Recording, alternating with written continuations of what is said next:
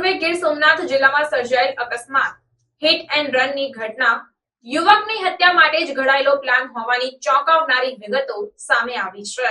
ગુનેગાર ગમે તેટલું શાતિર હોય પરંતુ પોલીસ પાસે તો પાંગડો જ પુરવાર થાય। ગીર સોમનાથ જિલ્લાના તાલાલા સ્ટેટ હાઈવે પર તારીખ 6 સપ્ટેમ્બરની સાંજે 7:00 વાગે એક્ટિવા પર જઈ રહેલ ઉમરેઠી ગામના સુરેશ જાદવ નામના 22 વર્ષીય યુવકને પાછળથી બોલેરો પિકઅપ વાન દ્વારા ઠોકર મારતા એક્ટિવા ચાલક યુવક ફંગોળાઈ ગયો અને બોલેરો કાર ચાલક અકસ્માત સર્જીને નાસી છૂટ્યો। ઇજાગ્રસ્ત યુવકને તાલાલા સરકારી હોસ્પિટલમાં સારવાર અર્થે ખસેડવામાં આવ્યો, જ્યાં ફરજ પરના તબીબ યુવકે તેને મૃત જાહેર કર્યો હતો। પ્રાથમિક દ્રષ્ટિએ આ હિટ એન્ડ રનની ઘટના અકસ્માત હોય તેવું લાગે, પરંતુ આ ઘટનામાં ગીર સોમનાથ એલસીબી દ્વારા ઊંડી તપાસ હાથ ધરવામાં આવી ત્યારે આ ઘટના અકસ્માત નહીં પરંતુ યુવકને મોતને ઘાટ ઉતારી દેવાનો આખો ગુનાહિત પ્લાન હોવાનો ઘટસ્ફોટ થયો છે। જિલ્લા પોલીસ વડા મનોહરસિંહ જાડેજાએ પ્રેસ કોન્ફરન્સ કરી આ ચકચારી ગુનાની અંદરની ખૌફનાક હકીકત પરથી પડદો ઉચકતા જણાવ્યું હતું કે મૃતક સુરેશ જાદવને ઉમરેઠી ગામના જ સગીરે ખૂબ જ શિદ્દતપૂર્વક મોતને ઘાટ ઉતારી આ ઘટનાને અકસ્માતમાં ખપાવી પોલીસની આંખમાં ધૂળ છાંટવાનો પ્રયાસ કર્યો હતો। મૃતક યુવક અને આરોપીના પરિવાર વચ્ચે ઘણા સમયથી મન દુઃખ ચાલ્યા આવતા હતા। મૃતક યુવક આરોપીની બહેનને હેરાન કરતો હોવાથી આરોપીએ યુવક સુરેશને પતાવી દેવાનો પ્લાન ઘડ્યો હતો। મૃતક યુવકની હત્યા માટે આરોપીએ ખૂબ જ ગુનાહિત માનસ સાથે કાવતરું રચ્યું, જેમાં આરોપીએ તેની પ્રેમિકાની પણ મદદ મેળવી હતી। મૂળ ડોડાસા ગામની અને હાલ રાજકોટ ખાતે નર્સિંગનો અભ્યાસ કરતી આરોપીની પ્રેમિકાએ મૃતક સુરેશને પ્રેમજાળમાં ફસાવી ઇન્સ્ટા પર અવારનવાર વાતો કરતી અને આરોપીના પ્લાન મુજબ મૃતક સુરેશને રાત્રિના સમયે ઘરેથી બહાર લાવવા માટે મળવાનું કહી બોલાવ્યો હતો। મૃતક સુરેશ પ્રેયસીને મળવા ગામથી તાલાલા તરફ એક્ટિવા લઈને જઈ રહ્યો હતો ત્યારે પાછળ કાળ બની એ આરોપી બોલેરો કાર લઈ નીકળ્યો હતો અને ઘુસિયા ગામ નજીક ઇમાનપીર દરગાહ પાસે મોકો જોઈ સુરેશની એક્ટિવાને જબરજસ્ત ઠોકર મારી નાસી ગયો। આરોપી આ ઘટના અકસ્માતમાં ખપી જાય અને પોતે સુરક્ષિત રીતે પોતાના મનમાં રહેલી ખુન્નસને પાર પાડશે તેવો વિચારી અકસ્માત સર્જી રાજકોટ તરફ નાસી ગયો હતો। ત્યારે હિટ એન્ડ રનની પ્રાથમિક ઘટના બાદ પોલીસે જ્યારે તપાસમાં ઝુકાવ્યું તો એક પછી એક અનેક ખુલાસા સામે આવતા ગયા અને ગીર સોમનાથ જિલ્લા ક્રાઇમ બ્રાન્ચ દ્વારા આ અકસ્માતના મૂળ સુધી પહોંચી, જેમાં આ ઘટના અકસ્માત નહીં પરંતુ યુવકની હત્યા માટેનો પૂર્વ આયોજિત પ્લાન હોવાનું સામે આવતા આરોપીને તેમજ તેની પ્રેમિકા અને અન્ય મદદગાર યુવકને રાઉન્ડ અપ કરી આગવી ઢબે પૂછપરછ કરતા પોલીસ પાસે પોપટ બની ગયેલા આરોપીએ સમગ્ર ઘટનાના વટાણા વેરી નાખ્યા હતા। મારું નામ છે પૂજાબેન બાલુભાઈ જાદવ, શું ગામ છે બેન? રહેવાસી ઉમરેઠી। બેન, આ શું બનાવ બન્યો તો કેટલા દિવસ પહેલા બનાવ બન્યો તો આખો શું બનાવ બન્યો તો? શુક્રવારે હાંજના બનાવ બનેલો છે। મારા ભાઈ વેરાવળ ગયો તો 6 વાગે ફોન કર્યો તો કે બેન હું આવું છું, રસ્તામાં છે।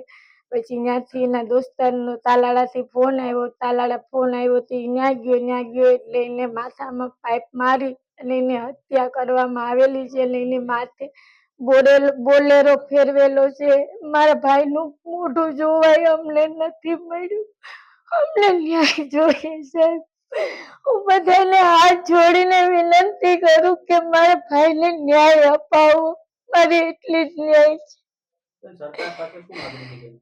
મારી એટલી જ ન્યાય, મારા ભાઈને ન્યાય અપાવો।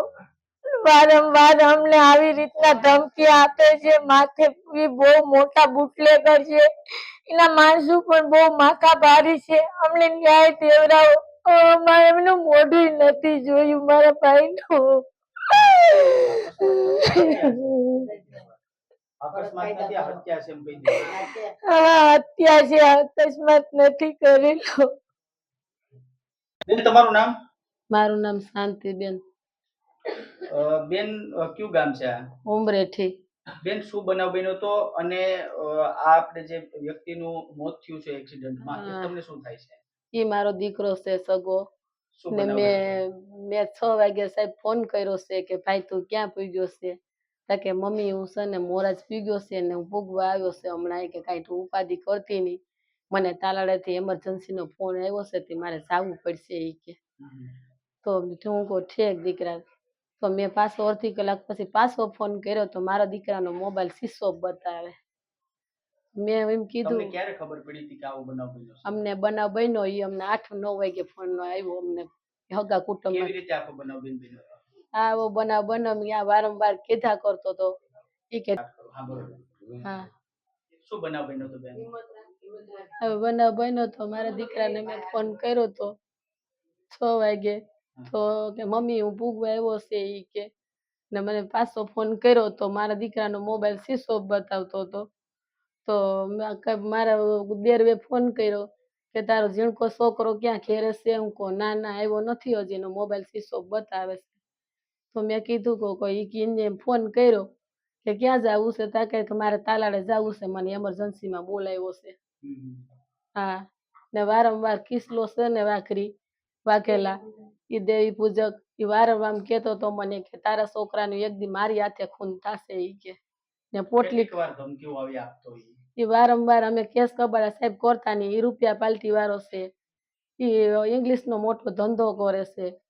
ઈ કે એની બાઈ ને બધી એમ જ કહે છે કે તારા દીકરાને એક દી અમે જીવ લેવું કે તને પોટલી વાળીને તને હોઈપશું. કેટલા વ્યક્તિઓ દ્વારા આવી રીતના ધમકીઓ આપવામાં આવતી?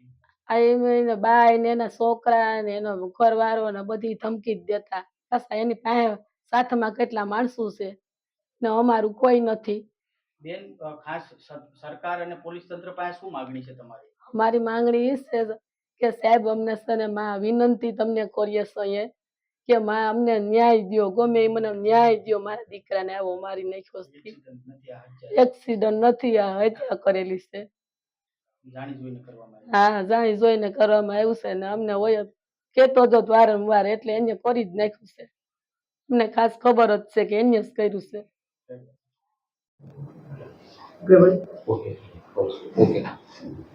સર, એક અકસ્માતનો ગુનો છે તે ડિટેક્ટ થયો છે, જાણવા મળ્યું છે કે મર્ડર છે. શું પૂરો મામલો છે? 6 તારીખે તલાલા પોલીસ સ્ટેશનમાં એક વિગત સામે આવી હતી. એક ફેટલ એક્સિડન્ટ થયું છે તલાલા સોમનાથવાડા હાઈવે ઉપર ઘોસિયા ગામ પાસે, અને જે મરનાર છે સુરેશ યાદવ ઉમરેઠીના વતની છે અને એને પાછળથી ટક્કર મારી અને કોઈ વાહન એક્સિડન્ટ કરીને જતું રહ્યું છે. આટલી ઇન્ફોર્મેશનના આધારે પોલીસને એક્સિડન્ટના આધારે તપાસ ચાલુ હતી. એ દરમિયાન અમુક જગ્યાએથી ખાસ કરીને મરનારના સગાવાલા તરફથી અને અન્ય બાતમીદારો તરફથી એવી વિગત આવતી હતી કે આ ખરેખર એક્સિડન્ટ નથી, આમાં કંઈ બીજો એંગલ છે. એના આધારે એલસીબી, એસઓજી ગીર સોમનાથની અને તલાલાના નવા પીઆઈ ગઢવી એ બધા સાથે મળી અલગ અલગ ટીમો બનાવી અને આ જે આખો બનાવ છે એનો રૂટ માટે થઈને ટીમો લાગી ગઈ. સાથે સાથે થોડો સમય જગ્યા ઉપરથી આજુબાજુ સર્ચિંગ કરતા એક બોલેરો મળી આવે છે જેના ઉપર લોહીના ડાઘા પણ હતા. એ બોલેરોના માલિકની તપાસ કરતા એ બોલેરો કોણ ચલાવતું હતું એ વિગત મળે છે અને ત્યાર પછી આખો બનાવ ફેટલની બદલે મર્ડરનો બનાવ હોય એવી પોલીસને ચોક્કસ પુરાવો મળે છે અને એના આધારે આજે અમે એ જે એક્સિડન્ટનો બનાવ છે એને મર્ડર તરીકે કન્વર્ટ કરી અને 3 આરોપી અમે અત્યાર સુધીમાં અરેસ્ટ કર્યા છે. શું કારણે મર્ડર? આ જે મરનાર છે સુરેશ, એની ઉપર 2019માં એક પોક્સોનો ગુનો દાખલ થયેલો. એના જ ગામમાં રહેતી એક છોકરી સાથે એને સંબંધ હશે અને એમાંથી સામસામે ફરિયાદો થયેલી. એ 2019ના બનાવને ધ્યાને રાખી અને આ જે છોકરી છે એનો ભાઈ જે માઇનોર છે અત્યારે, એને રક્ષાબંધન ઉપર એવું નક્કી કર્યું કે આ મારી બેનને હેરાન કરે છે એટલે અમે આને પૂરો કરી નાખવાના પ્લાનિંગમાં છીએ. અને એણે પોતાના બીજા 2 મિત્રો, જેમાંથી એક માઇનોર છે અને એક એની મહિલા મિત્ર છે, આ બધાએ ભેગા મળી અને એને અહીંયા તલાલા બોલાવી અને પાછળથી બોલેરો એક્સિડન્ટ કરાવી અને મર્ડર કર્યું છે. આરોપી વિરુદ્ધ આગળ કોઈ ગુના નોંધાયેલા છે? આરોપી વિરુદ્ધ અગાઉ પોક્સો દાખલ થયેલી છે 2019માં અને જે તે સમયે એ દાખલ થયા ત્યારે ઓફિશિયલી અરેસ્ટ પણ થયા છે અને એની સામે ચાર્જશીટ પણ થયું છે. સર, શું પ્લાન કઈ રીતે કરવામાં આવ્યો? બધાનો રોલ શું હતો? આમાં જે મુખ્ય આરોપી છે એ માઇનોર છે. એણે પોતાની મહિલા મિત્રને કહી અને આખી એમઓ બનાવી કે આ વ્યક્તિને સાથે 15 દિવસ પહેલા કોમ્યુનિકેશન ચાલુ કરે, એની સાથે વોટ્સએપ ને ઇન્સ્ટાગ્રામ ઉપર સંબંધો ચાલુ કર્યા. ત્યાર પછી એને વોટ્સએપ કોલ, ઇન્સ્ટાગ્રામ કોલ કરી અને તલાલા આવવા માટે થઈ અને લાલચ આપવામાં આવી અને જેઓએ તલાલા આવવા માટે નીકળો ચોક્કસ જગ્યા ઉપરથી એની પાસે વિડીયો કોલ કરાવવામાં આવ્યો. એ વિડીયો કોલના આધારે એનું લોકેશન મેળવી અને એની બોલેરો ગાડી એની પાછળ લગાડવામાં આવી અને મર્ડર કરવામાં આવ્યું.